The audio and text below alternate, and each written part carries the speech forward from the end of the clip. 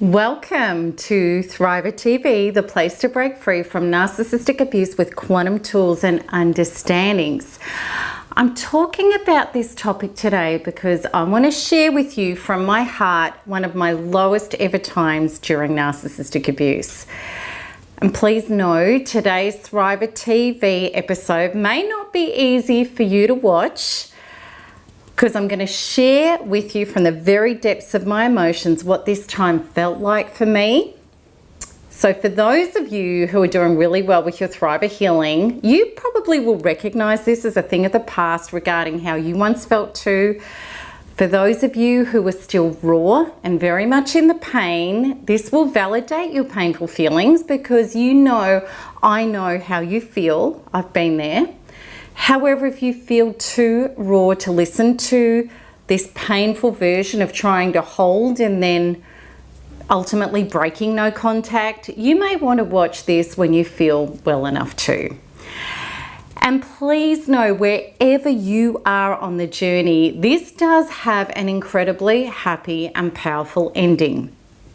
So today's Thriver TV is a message to all of you who've been trying to stay away when it feels agonizing. When you know that you can't go back to the narcissist, but you feel that life without them and trying to survive the aftermath of the abuse, or of course the continuation of it, as well as your diminished self, your smashed ability to trust and engage in life and relationships, and your reduced finances and health, is near impossible. Getting on with it and being well and happy again is like trying to flap your arms and fly to the moon. So please, if you relate to these feelings, I want you to scroll down now, pause this video and share how you feel in the comments below, because let's all connect together on this. So when this happened to me, what I'm sharing with you today, I really thought that I was defeated and I thought that there was no coming back from where I'd landed, because I'd already spent a year doing no contact. It hadn't been easy because for that entire year I wondered how on earth I could ever feel alive and happy again. It really is like that powerful U2 song that made every hair on me stand up when I heard it after narcissistic abuse. These words, I can't live with or without you, because surely that was written about narcissistic relationships. Anyway, the day I broke no contact after 1 year of no contact, I thought that the decision I'd made was irreversible. I felt like I'd thrown all of my recovery out the window and my white knuckling willpower had all been for nothing. It was like having a bust with cigarettes after battling to stay off them, but it felt 1,000 times worse than that. So this episode is for those of you who, like me, broke no contact. And before that year of full determined no contact, which had been my longest stint to date, I'd broken it dozens of times, more times than I could count. And this is normal for those of you that have been doing that as well, when we're dealing with an addiction as severe as narcissistic abuse. And this is why during the sharing of my personal story today with you, I want to address what it really does mean when we break no contact, whether it be after minutes or years. Have we slipped back? Have we failed? Or is there a deeper truth going on and an opportunity to become even more empowered? We're going to look deeply at that today. Okay, so let's get to the story. It was 2007. I was 40 years old and I'd been doing a year of no contact, so painfully. And I just want to clarify something right now. For those of you who know about my complete psychotic and adrenal breakdown, this is not about that time. What I'm talking about today was a lead up to that time. And the irony was, at that time that I'm talking about today, I thought it was my rock bottom, but it wasn't. And I've never shared publicly what I'm going to share with you today about what happened just before my breakdown. Okay, so after a year of no contact, I was still pining for the man and the life that I thought had been mine. He was constantly in my dreams, and my everyday life felt completely depressed, lifeless, and traumatizing. My life bore no resemblance to the life that I used to have. I had debt. I was living in a home that was tiny compared to my previous one because I'd been financially defeated and raped.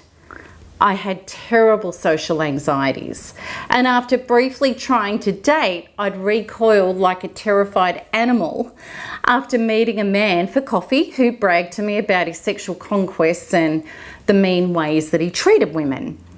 So clearly, I was in no vibrational state to meet anyone who was healthy and good for me. After being terrorized by the narcissist for quite a period of time, being smeared to all and sundry as well as my family during that year apart, things had calmed down. In reality, I'd been discarded. He'd done his damage, got the settlement he wanted, and as a broken, traumatized individual, I was no good to him anymore. And I believed that if I made contact, he would continue hurting me, but he'd stopped trying to get in contact with me for many months himself. And of course, there'd been no ownership of what he'd done or attempt to make amends. All the hoovering had stopped. So even though his attacks and hoovering on my life had stopped, I was a wreck. I was in a terrible state. The people who he'd smeared me to had all turned their backs on me. The pain of trying to survive the flashbacks, the nightmares, and the feelings of dread, helplessness, and deep, dark depression were all consuming. I found it unbearable. I'd always been an active self-development person, and now I was waking up at dawn to journal, meditate, chant, do yoga and affirmations for hours to try to feel okay enough to face my day. And if I didn't do this, I could barely eat and I couldn't sleep. I also had weekly visits to a conventional therapist, as well as massages, crystal healings, Reiki treatments, and I was paying for these with credit, with money I didn't have to spend. At this stage, I hadn't yet discovered the quantum tools to address and release my inner trauma. And as a result, it wasn't budging, time was not healing all wounds, and I was only doing things to try to manage them. And even though at times I would feel some relief, the inner trauma would always come back and knock me down again. Many of you know what being disassociated feels like. I felt like I wasn't in my body or present with anything, and the simplest of tasks easily overwhelmed me. I felt like a total recluse because I couldn't face anything or anyone. And throughout that year apart from him, I had regular dreams about him and I being in love and staring into each other's eyes and me saying things like, I know you are my soulmate. I know we're always meant to be together. There is never anyone else for me other than you. And then I would wake up back to the Holocaust that had become my life and I'd cry my eyes out. I knew I couldn't go back to him. I knew that doing so would kill me. I knew he was a narcissist and couldn't change, and the love hadn't been real. But why couldn't I shake him from my heart and soul, especially after him doing the cruelest, most unthinkable things to me? I knew I had to survive without him and somehow heal and get on with my life. But clearly after a year, that wasn't going very well. I wasn't feeling better. Rather, my terrible life of trying to survive this was exhausting me. I felt like I was deteriorating and getting worse. And out of survival necessity, I trained myself to imagine a big red cross like a skull and bones in front of my eyes, like a danger sign for poison, whenever I felt the urge to contact him. I knew he was poison, and if I touched the poison, it would surely kill me. So anyway, what happened was I got the flu that winter of 2007, And it was a really bad one. And the sicker I got, the more my defenses were down. I felt even more depressed and helpless. And then one night I did something that I'd sworn myself off for months. I checked up on him on the internet. I Googled RSVP, which was a dating website that I knew he used, and bingo, there was his profile. And blow me down, here he was advertising himself as all the things he pretended to be, which he wasn't. Spiritual, caring, considerate, having a big heart, looking after those he loved. And the woman that he was supposedly looking for, or was it my imagination, seemed to be the exact description of all the things that described me. Spiritual, I liked getting my hands dirty, working hard, renovating, etc. Also, he'd lied about his age. He took 5 years off it. And I started to have an internal meltdown. But what was it triggering within me? Was it missing him and the thought of him being with another woman being more than I could bear? Was it my feelings of rage over his lies about his character or his age? Was it the utter futility that what he was looking for were the qualities I believed I embodied, yet he'd thrown me under a bus and destroyed that chance anyway? So whatever it was that was causing me to have my white hot meltdown, I did the unthinkable. I picked up the phone after 1 year of silence, remembered his number off the top of my head like I'd called him yesterday, and dialed. He picked up. And I spoke to him. And his first words were, "You know I never stopped loving you. I want to see you and talk to you." And my heart fell in a screaming heap. I hadn't expected that. I thought I was calling him to vent, to be angry, to have a go at him. I had no intention of wanting to hear that he missed me and he wanted to get back with me. Or did I secretly want that? And here he was now, hoovering me after a year at full throttle. And I burst into tears. After all, I was dreadfully ill with the flu. And then I had the eerie experience of virtually watching myself as if by remote telling him how much I loved him and missed him too. I was aware that as I was doing this, my inner being was screaming, "No, no, no." This was all he needed. He took complete charge. He stated that we would end the call and come back to each other with a list of what we needed from each other to continue, and then we could take it from there. Somehow I got off the call shaking, yet also experiencing the overwhelming feeling of being a child trying to cling and not wanting to end the connection over the phone with him.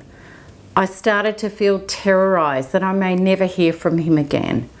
My heart was racing, the confusion was tearing me apart, and I went into a panic, pacing through the house. I wanted to talk to somebody, anybody who could calm me down, but there was not one person in my entire life that I could talk to about him. There was no one left who had any tolerance whatsoever to have anything to do with me and him. And then, in fully blown cognitive dissonance, I convinced myself of why this time it could be different. I told myself maybe during that year he changed. Maybe he was no longer a pathological narcissist. Maybe I would find the key this time to stop the abuse and rekindle the loving man I believed he was inside. I also told myself surely I could investigate and escape him again if nothing had changed. And wasn't that one chance worth taking to see if we could be together? But why? Even though these possibilities seemed plausible to my frantic brain, was my body shaking and trembling at the very thought of meeting him? Wouldn't reuniting with a loving person be filled with feelings of warmth and joy, not the dread and terror of feeling like going to one's own execution? I should have known meeting with him to discuss our relative needs was a warped, mind-bending experience. My cognitive dissonance had caused me to be all ears to our conversation, and in no way was I prepared for the spewing forth of insane demands and conditions that he laid out for us to reunite. Immediately, I went into a panic. Here was the brutality and crushing of my rights all over again. That's what happened in our meeting. The insane versions of his version of life with him. It was so traumatic what I was hearing that I actually can't even remember what it was. I think my brain wouldn't properly take it on and process it. Because the reality was, this was not about love, caring, or kindness, or teamwork. It was about domination, ownership, and intense control. For an entire year, I'd felt lifeless without him, knowing I had to leave the man who I'd believe was my everything, my one true love. And here I was face to face with a man who would destroy me if I put my life in his hands again. He stated there was no negotiation possible on his conditions. If that was it or nothing. And I remembered thinking, there is no way I can agree to that. He's trying to totally break me. And if he can't, he's willing to throw me away again. I felt totally betrayed, unloved, unworthy, and worthless. I peeled myself away from the talk, sobbed my heart out, feeling like my insides were breaking beyond repair all over again. Later that afternoon, I'd planned to go down to the Peninsula Hot Springs with friends, and I felt totally disassociated in the car as a passenger. I was beyond depressed. I could see no way out of this. I'd already spent a grueling year staying away from him and trying to get some joy and life back into my miserable existence, and I'd had no success, regardless of the copious amounts of therapy, reading, and healing I'd been getting and doing. And I seriously felt like this was what my life was going to be like forever, without relief, irreparably changed for the worse, with no way to climb out of this horrible black hole that I'd found myself in, where life and everyone had no life force or meaning to me anymore. Then I started to consider going back to him, because I could see no way out of my misery, even though I knew I'd be signing my own death warrant. Yet at that point, I really did feel suicidal. I felt like there was no way to keep trying to live, so perhaps it'd be better to go back to him and get it over and done with quicker. One of my friends that I went to the hot springs with asked me what was wrong with me. She persisted until I fessed up about what had happened. And she said to me, if you go back now, you're going to lose everything this time. Your son, what is left of your family, and most of all yourself. This time it's going to kill you. And she said, Melanie, you've got to face this, life without him, and you have to find the way to heal. You can't give up yet. Don't go back. I'm not going to support you, and I'm even physically going to try and stop you doing it. And I never really know whether it was her words or that terror in my body at the thought of going back that led me that night to do something radical. So what I did is I texted the narcissist telling him I wished him all the best with his life, the deal was off, there was no further talks, reconciling, and then I turned off my mobile phone, I threw it in the garbage cans out the front of my building. And after a sleepless night, I heard the garbage truck pick up the bins and drive away. So even though I'd taken that stand, I wasn't well. I felt like I'd reopened the vial of poison and taken a long, hard drink. I felt so much worse than I had before contacting him. And of course, that had been bad enough. So it was in this state. Only a week later, I broke, and I talked about that in my video. They told me I would never recover, so watch it if you haven't. And that time when I broke led to my profound inner awakening, where I finally got on the right track, making my recovery all about healing the original traumas that had led me unconsciously into narcissistic abuse in the first place. And after that, I was never tempted again to break no contact, and I never even pined for him again, because I'd started finding and releasing my internal traumas. And then, as a part of that, I channeled quantum freedom healing, and I was healing mental and physical states that I was told could never be healed after a breakdown that severe. All the way to the present life that I am living now, which is me thriving and being the healthiest I've been beyond my wildest dreams. Now, there's more to this story. There's more. And it was the repeat performance of me living again with narcissistic abuse. At 45 years of age, I got involved with a narcissist again. This time, a covert, altruistic narcissist who in so many ways did not seem to fit the typical narcissistic mold, except in narcissistic rages where his behaviour was pathological, malicious and incredibly abusive. I also discovered he was a sex addict, serially cheating in my relationship with him. And here I was, a narcissistic abuse recovery expert, working within this incredible community and loving my mission. I'd rebuilt my life incredibly well after narcissist number 1.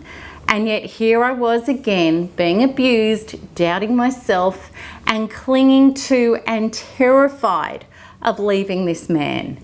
Again, I'd wrapped up a whole lot of finances and security with him, and I didn't want to let go and again suffer terrible losses. Why hadn't I walked away the first time narcissist number 2 had done the things that no one should ever tolerate from a partner? Things like obscene name-calling, pathological lying, false allegations to authorities to try to punish me, and sexual hookups with other women. Why had I forgiven things like that and even got engaged to him? Why was I prepared to give him chance after chance? Why was I in a relationship where again I was suffering anxiety, depression and post-traumatic stress disorder symptoms? Why had I persisted even when the red flags had turned into bright, red, explosive, flashing alarm sirens? Clearly, I was still not well. There were wounds within me not yet allowing me to be my own source of well-being, health and alignment with my real values and my true life. After 2 years instead of 5 with narcissist number 1, I woke up and got it this time. I realized that somebody's lovely words and even beautiful actions mean nothing when they have the capacity to harm and lash out in such destructive ways. So after episodes of being hoovered back time and time again, I finally stayed out and I pulled his mask off.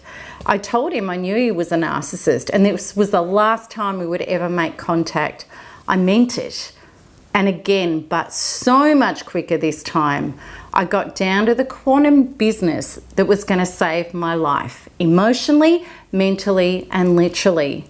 I applied the only way there is out of narcissistic abuse and the treating of our fears of what our life will become when we leave. And this is what I want you to understand so much. No matter what hurts us when we're apart from narcissists, no matter if we break no contact after 5 minutes or 5 years, there is a profound healing opportunity that can reverse all of the pain and the helplessness and get us moving directly towards our emancipation, freedom, and true life if we grab it with both hands and act on it. So that is what I did, and this is what you need to do too, as if your life depends on it, because it does. I accepted that again there was an incredible soul journey of needing to heal what I'd always needed to heal. And I accepted that there was going to be losses again, and that for whatever reason my soul had deemed as my path, this was necessary in order to know the true worth of my soul. I realized that if I reached inside and bravely met and released every trauma that was now triggered up into full intensity, that I would get well, even more well than I ever had previously before I met him. And it took me 3 days this time with the NARP processes, which I now had immediate access to, unlike my terrible year of no contact with narcissist number 1, to find and release the security and survival fears that still existed in me.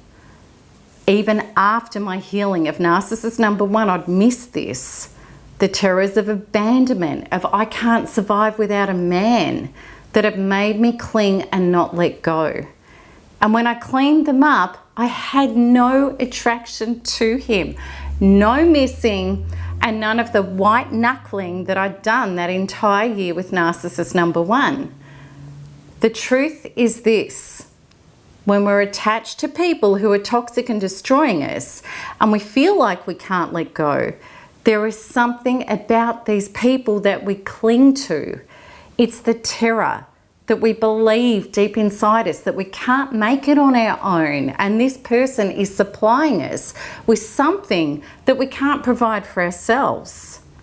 Not long after successfully freeing my inner being from narcissist number 2, I also realized that I had a similarly toxic relationship with cigarettes. They were killing me. They were like a narcissist in my life. I believed I needed them, but they were killing me.